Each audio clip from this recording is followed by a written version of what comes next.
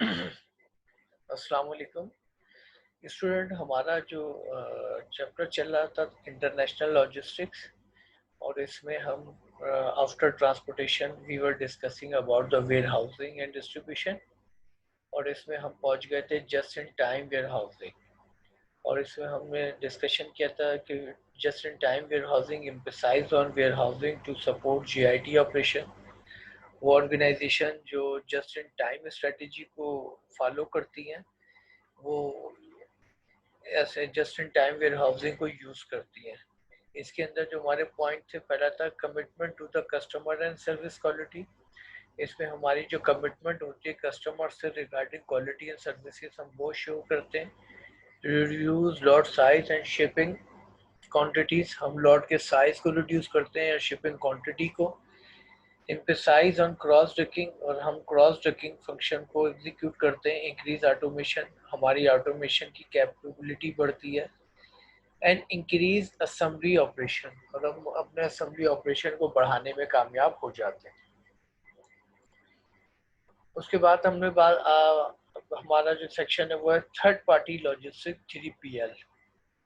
Third party logistic provide reliable and timely delivery required by SCM। जब हम third party logistic को use करते हैं तो उसका सबसे बड़ा फायदा होता है कि हम टाइमली जो है अपनी डिलीवरी रिक्वायरमेंट को सप्लाई चेन के ज़रिए, सप्लाई चेन मैनेजमेंट के ज़रिए पूरा करने में कामयाब हो जाते हैं। यानी इससे इसकी एफिशिएंसी में इजाफा हो जाता है। Second, use to significant degree by international logistic, और हम जो है इसमें इंतहाई सिग्निफिकेंट डिग्री लेवल पर इंटरनेशनल लॉजिस्टिक को हासिल करने में कामयाब हो जाते हैं। फेवर बाय स्मॉल बिजनेसेस, और ये सबसे आइडियल होती है उन स्मॉल बिजनेसेस के लिए जो अपनी सेल्फ लॉजिस्टिक सर्विसेज मेंटेन नहीं कर सकते।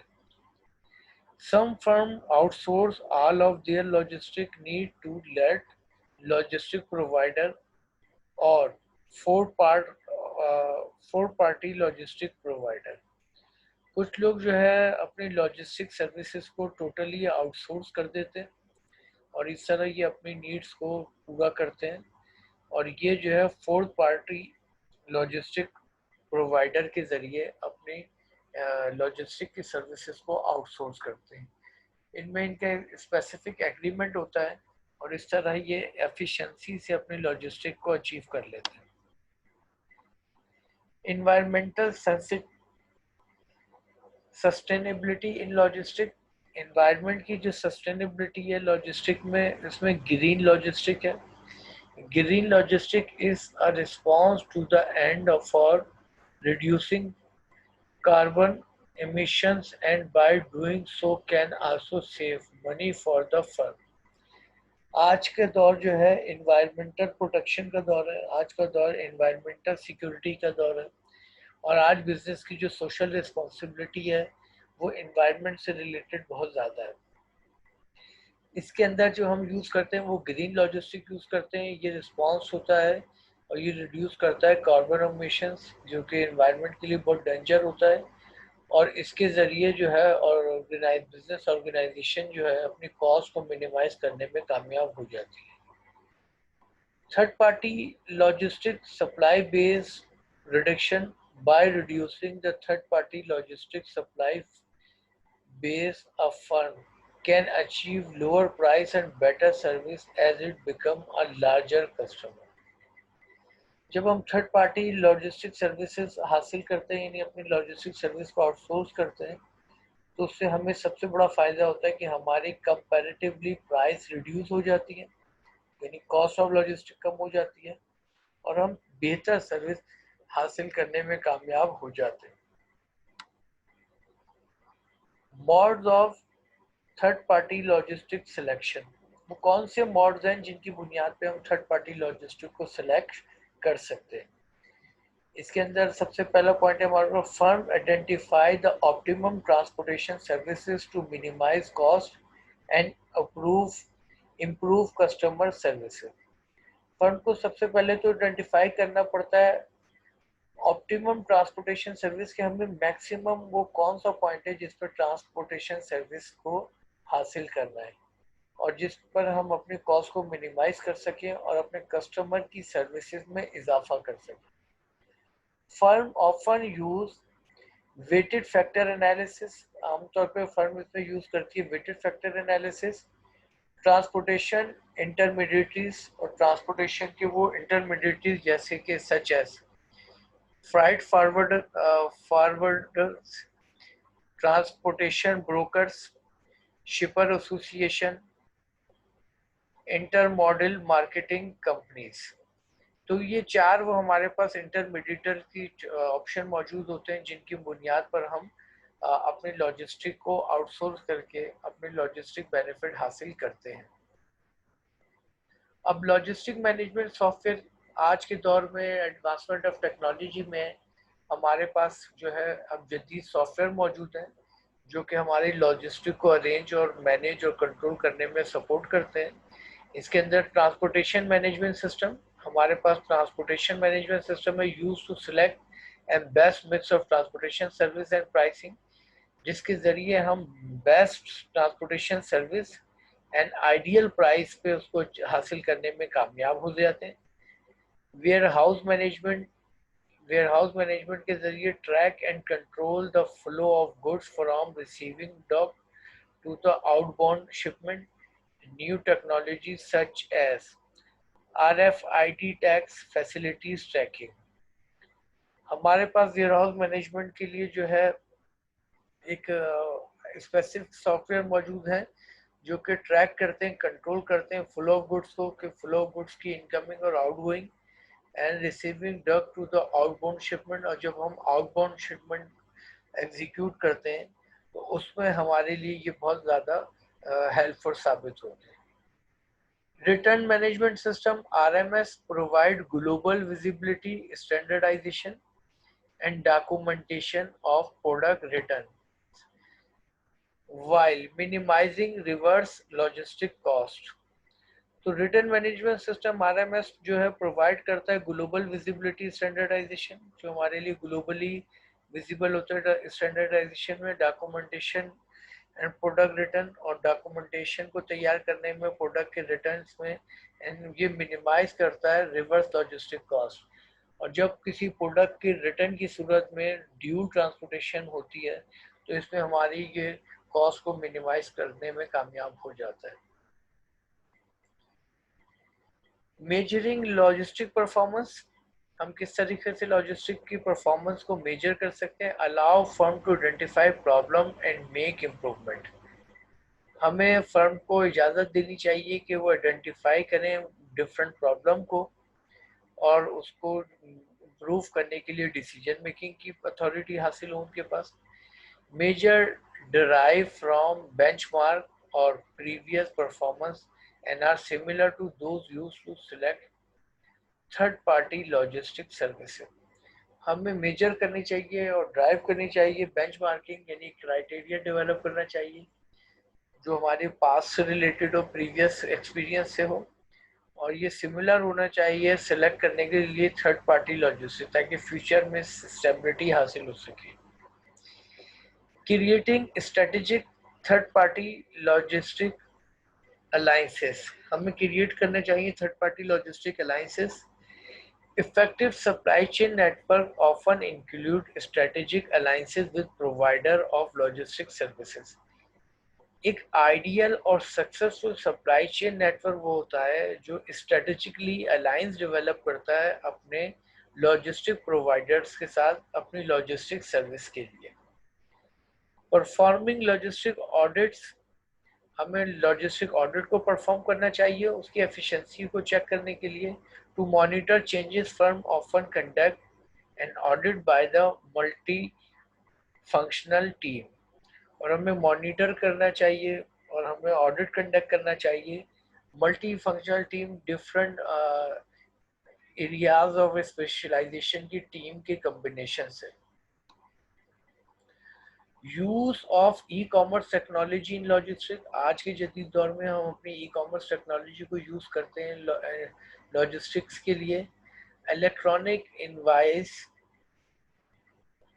Presentment of payment, EIPP sending and receiving invoice online. आज के दौर में कॉमर्स जो है नई शेप में दाखिल हो चुकी है, जिसको हम ई कॉमर्स कहते हैं। और ई कॉमर्स ने जहाँ बहुत सारी फैसिलिटीज कॉमर्स में प्रोवाइड की, वहाँ लॉजिस्टिक को भी फैसिलिटेट किया। और इसके अंदर सबसे अहम काम ये है, इसका फैसिलिटीज ये है कि वो जो इनवाइस प्लेसमेंट या पेमेंट या रिसिप्ट होती हैं सेंड, इनको रिसीव करना और सेंड ऑनलाइन करना काफ़ी आसान और लेस टाइम कंज्यूमिंग हो गया। Supply chain visibility, time related benefit that lead to supply chain success. Visibility allow better communication across organization boundary. आज के दौर में जो बिजनेस का सबसे बड़ा चैलेंज है, वो चैलेंज है मिनिमम टाइम में मैक्सिमम एग्जीक्यूशन, मिनिमम टाइम में मैक्सिमम अचीवमेंट, मिनिमम टाइम में मैक्सिमम बेनिफिट। तो आज के जदीद दौर में हम अपने टाइम को रिड्यूस करने के लिए, सप्लाई चेन को सक्सेसफुल ले जाने के लिए हम विजिबिलिटी अलाउ करते हैं और बेहतर कम्युनिकेशन होती है हमारी ऑर्गेनाइजेशन के बाहर एक्सटर्नल ऑर्गेनाइजेशन सोर्सेज से।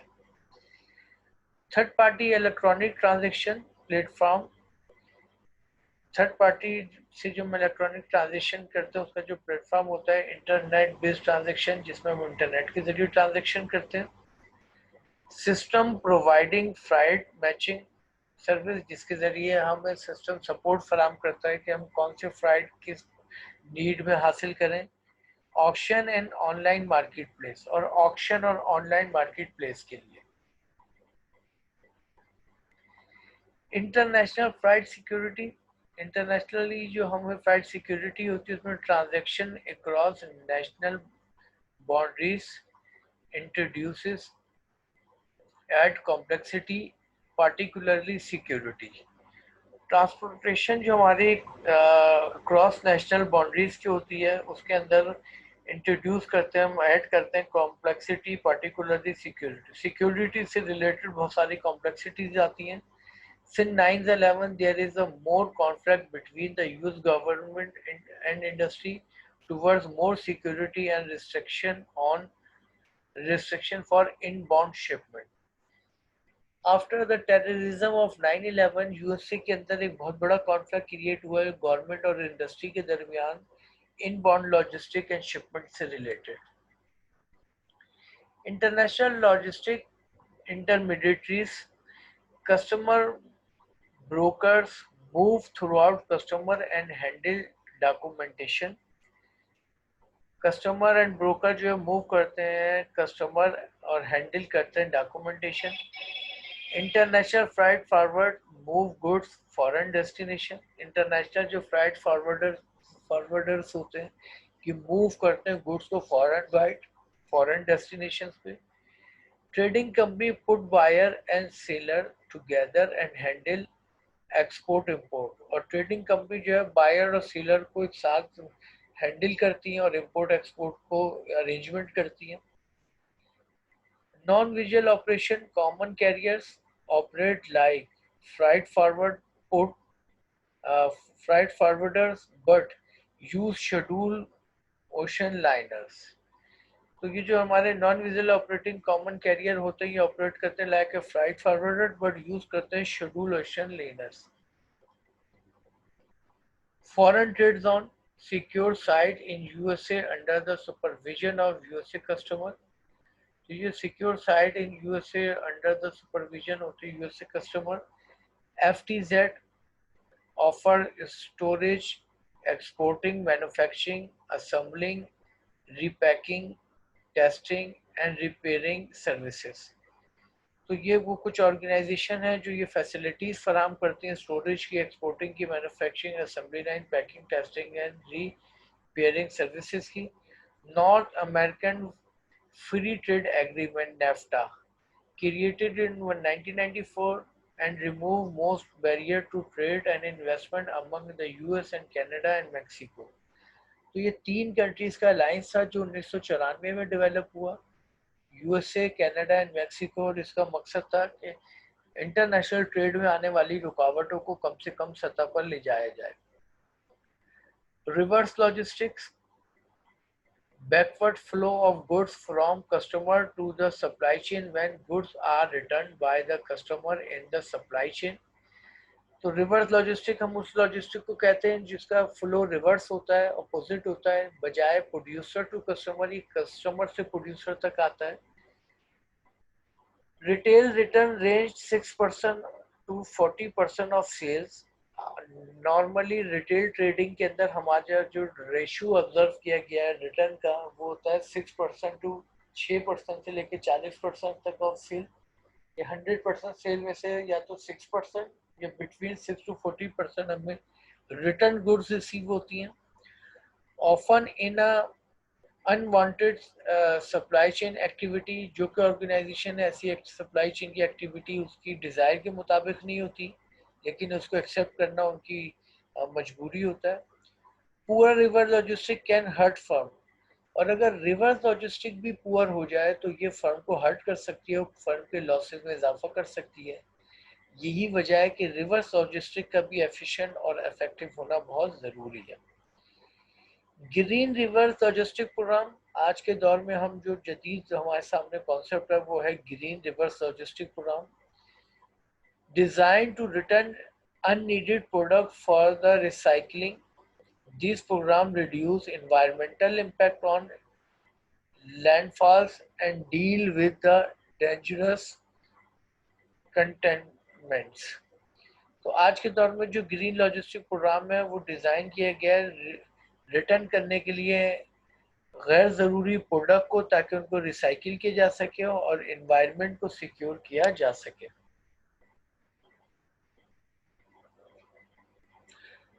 यहाँ पे आके आज का हमारा जो ये चैप्टर था इंटरनेशनल लॉजिस्टिक वो कंप्लीट हो गया. अगर हम हैंड में कवर करें कि हमने चैप्टर में क्या क्या पॉइंट डिस्कस किए, तो ये हमारा जो चैप्टर था वो था इंटरनेशनल लॉजिस्टिक्स.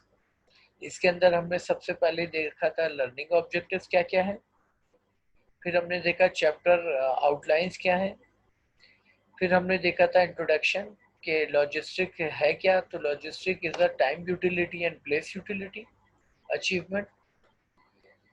उसके बाद हमने इसमें देखा the fundamentals of transportation, transportation के फंडामेंटल्स क्या क्या हैं, द ऑब्जेक्टिव ऑफ ट्रांसपोर्टेशन, और ट्रांसपोर्टेशन के ऑब्जेक्टिव क्या क्या होते हैं, क्यों हम ट्रांसपोर्टेशन हासिल करते हैं. उसके बाद हमने देखा legal form of transportation, legal form क्या क्या है, common carrier, contract carrier, exempt carrier, private carrier. फिर उसके बाद हमने डिस्कस किया the modes of transportation, transportation के मोड्स क्या क्या है, तो लेस देन ट्रक लोड. उसके बाद general freight carriers, specialized carriers, rail carriers, फ्रैक्टर्स. तो ये वो थे mode of transportation. Waters carrier, pipeline carriers. फिर हमने देखा इंटरनेशनल ट्रांसपोर्टेशन, इंटरनेशनल ट्रांसपोर्टेशन में हमने देखा ट्रांसपोर्टेशन प्राइसिंग. तो ट्रांसपोर्टेशन की हमने प्राइसिंग स्ट्रेटेजी देखी कि कैसे प्राइस डिटरमाइन होती है. उसके बाद हमने ट्रांसपोर्टेशन की सिक्योरिटी के लॉ और एक्ट चेक किए कि क्या क्या लॉ और क्या क्या डेवलपमेंट हुई है ट्रांसपोर्टेशन की सिक्योरिटी से रिलेटेड. फिर हमने डिस्कस किया transportation regulation and D regulation, के ट्रांसपोर्टेशन में रेगुलेशन क्या होती है और डी रेगुलेशन क्या होती है. फिर हमने देखा वेयर हाउसिंग, वेयर ट्रांसपोर्टेशन के जरिए हम अचीव करते हैं प्लेस यूटिलिटी, वेयर हाउस के जरिए हम अचीव करते हैं टाइम यूटिलिटी. तो वेयर हाउस क्या होते हैं और वेयर हाउस कितने तरह के होते हैं, cross docking warehouse, private warehouse, public warehouse, risk pooling warehouse location, risk pooling. फिर warehouse distribution centre, risk pooling warehouse location content. फिर उसके बाद हमने देखा वेयर हाउस लोकेशन को डिटरमाइन करने के लिए क्या क्या तरीक़ेकार होते हैं. फिर हमने देखा just in time warehousing किस तरीके से एग्जीक्यूट होती है. फिर हमने बात की थर्ड पार्टी लॉजिस्टिक 3PL. फिर हमने एनवायरमेंटल सस्टेनेबिलिटी इन लॉजिस्टिक, हम किस तरीके से एनवायरनमेंट को सस्टेन कर सकते हैं लॉजिस्टिक के ज़रिए. फिर model of third party selection, वो कौन सा मॉडल है जिसके जरिए हम थर्ड पार्टी का सिलेक्शन करते हैं। लॉजिस्टिक मैनेजमेंट सॉफ्टवेयर एप्लीकेशन क्या होती हैं, इनके बेनिफिट क्या हैं, इसके इस्तेमाल क्या क्या होते हैं। मेजरिंग लॉजिस्टिक परफॉर्मेंस, हम लॉजिस्टिक परफॉर्मेंस को मेजर किस तरह कर सकते हैं। Creating strategic third party alliances, हम किस तरीके से थर्ड पार्टी लॉजिस्टिक अलाइंसेस को क्रिएट कर सकते हैं स्ट्रेटेजिकली। परफॉर्मिंग लॉजिस्टिक ऑडिट, हम लॉजिस्टिक ऑडिट क्यों करते हैं और क्या होता है। फिर हमने देखा use of e commerce technologies in logistic, आज के जी एडवांसमेंट ऑफ टेक्नोलॉजी में हम ई कॉमर्स को किस तरह यूज कर रहे हैं लॉजिस्टिक्स में। फिर इंटरनेशनल लॉजिस्टिक हमने देखे, इंटरनेशनल फ्राइट सिक्योरिटीज।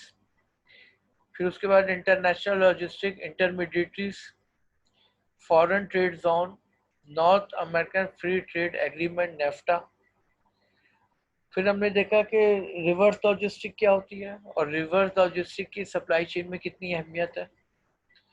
यहाँ पर आके ये हमारा चैप्टर ख़त्म हुआ।